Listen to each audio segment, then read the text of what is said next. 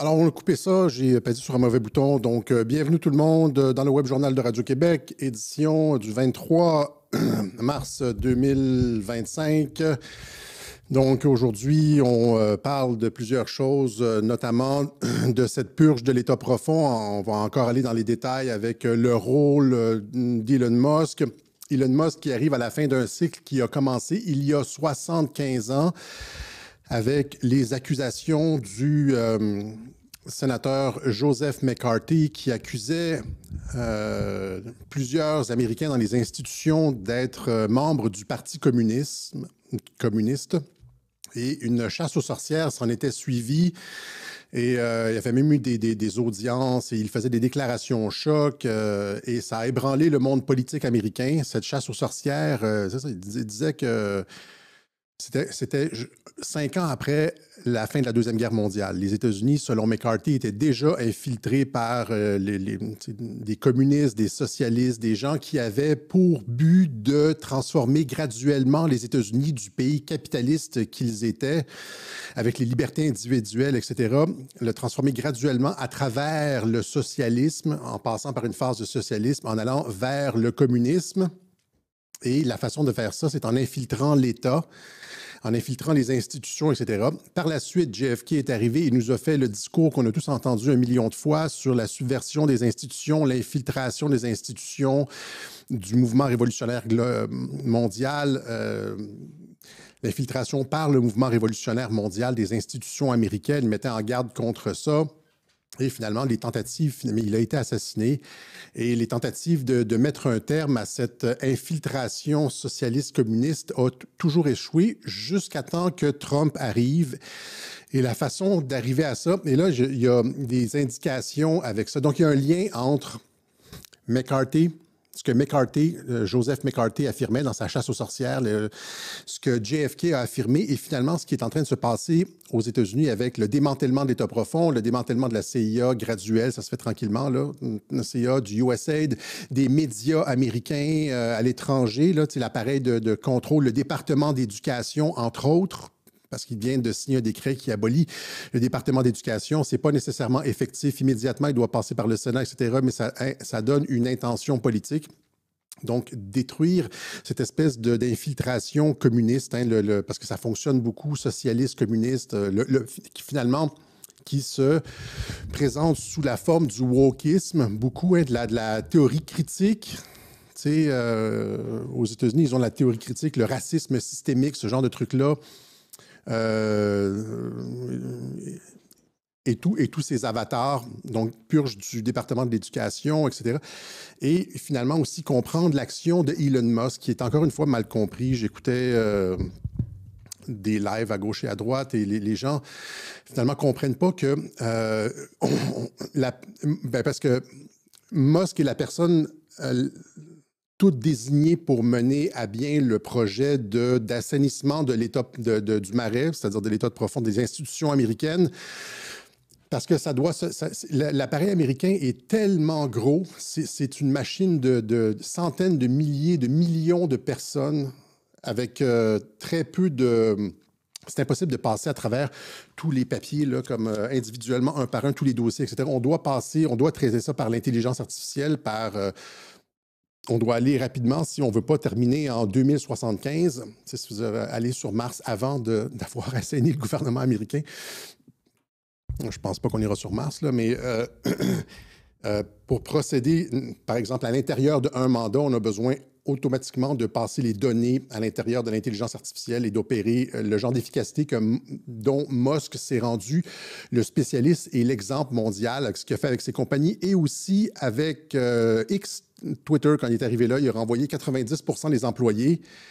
Et ça n'a pas rien changé à l'utilisation, à l'interface utilisateur. On n'a rien senti, n'est-ce pas? 90% des employés ont été renvoyés. Ça va être la même chose avec le gouvernement américain.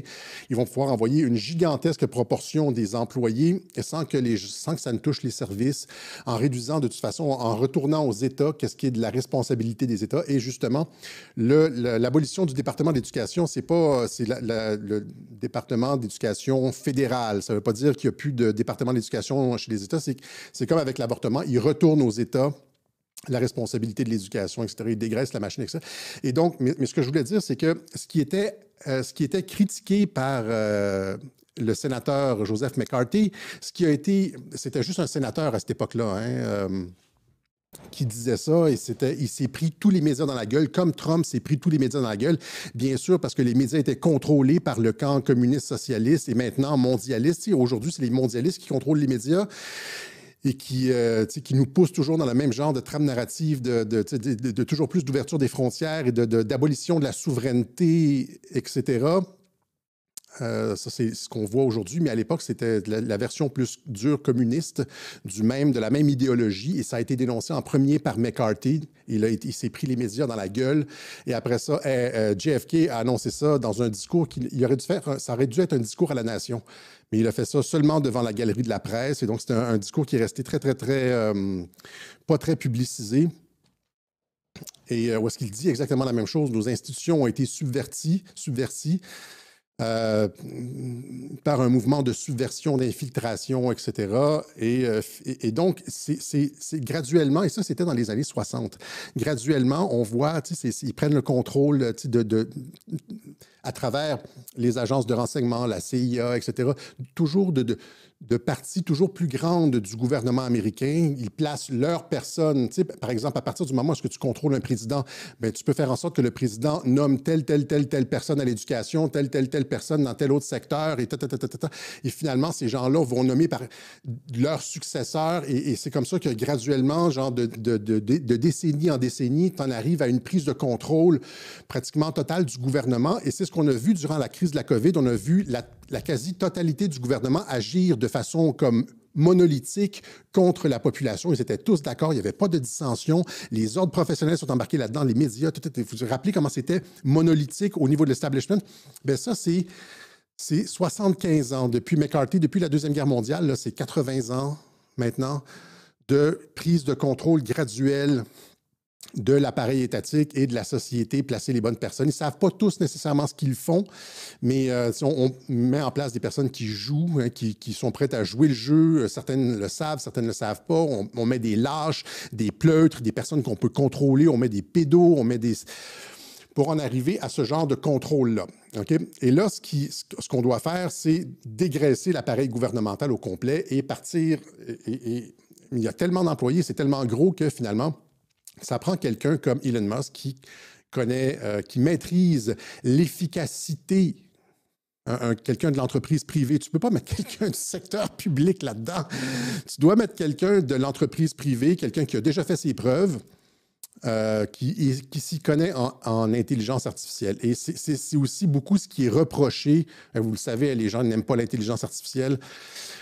Et c'est ce qui est reproché à Elon Musk. On lui dit ouais, mais tu es un gars d'intelligence artificielle, toi, et c'est pas bon pour la société.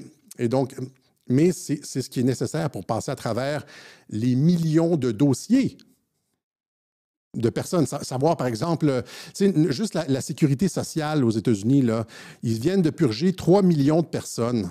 Le 18 mars, c'était au début de la semaine, ils viennent de purger 3 261 057 personnes de la sécurité sociale qui étaient toujours inscrits à la sécurité sociale, qui recevaient probablement des allocations, qui pouvaient aller voter, âgés entre 120 et 159 ans. Imaginez ça, c'est comme nés avant la guerre de sécession. Ils étaient toujours là. C'est comme les Algériens de plus de 100 ans, qui reçoivent encore des pensions. Là. Oui, ben c'est ça. Ils auraient besoin d'un départ.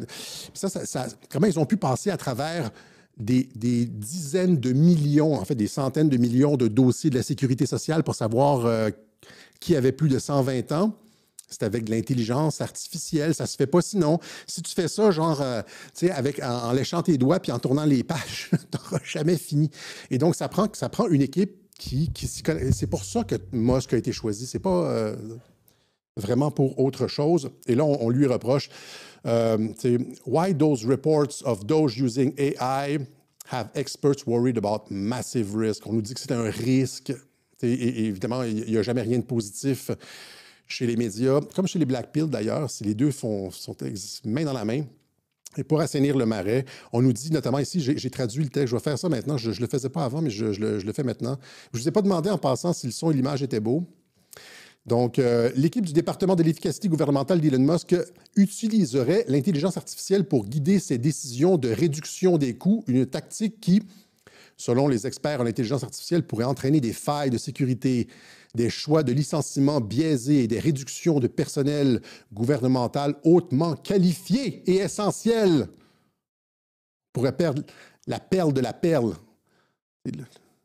La prunelle de nos yeux du gouvernement. S'appuyer sur un système d'AI pour une telle opération est extrêmement complexe et difficile et cela comporte des risques considérables de violation des droits civiques.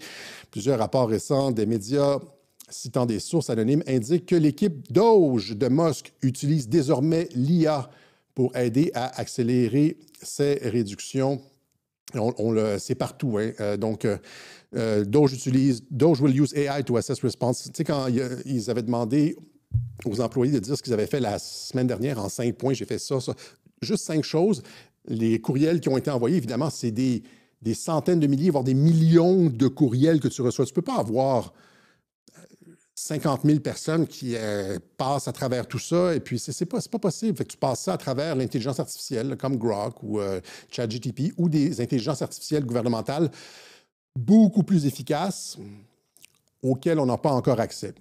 Okay? Il y a probablement, par exemple, la NSA a certainement des intelligences artificielles très avancées qui ne sont pas accessibles au public. Vous voyez, comme nous autres, on a comme des technologies comme de micro-ondes, de grille-pain, etc., alors qu'eux autres, ils ont, le gouvernement américain, à travers DARPA, etc., a probablement des technologies absolument incroyables. Okay? Democrats demands answer on Doge AI. Donc, c'est ça que je voulais dire au sujet de Elon Musk. Les gens ne voient pas pourquoi Trump a choisi Elon Musk pour ce travail-là. C'est parce que c'est ça. C'est le spécialiste de ça, justement, okay? D'utiliser ce genre du traitement de données à travers l'intelligence artificielle. Et donc, c'est la personne la personne toute désignée pour mener ce genre d'opération de dégraissage du gouvernement américain et d'assainissement du marais de l'État profond. Ce que vous voyez là, c'est l'assainissement du marais, n'est-ce pas? Donc,